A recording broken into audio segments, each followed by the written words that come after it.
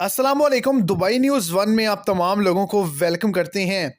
आज की वीडियो उन तमाम लोगों के लिए बहुत ही ज़्यादा इंपॉर्टेंट है और बहुत ही बड़ी ब्रेकिंग न्यूज़ है जो कि दुबई के अंदर मौजूद है, क्योंकि आज दुबई के अंदर बहुत ही ज़्यादा हलाकतें भी हुई हैं, बहुत ही ज़्यादा लोग झुलस भी चुके हैं, क्योंकि एक बड़ा वाक़या, एक बड़ा हादसा पेश आया है।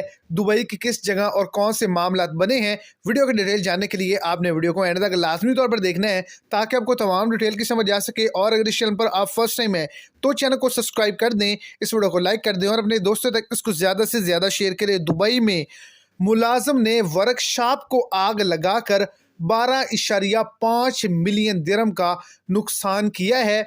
एक 32 साला एशियाई कारकुन ने मालिक ने वर्क वीज़ा जारी करने में ताखीर पर इस वर्कशॉप को आग लगा दी जिसमें वो काम कर रहा था।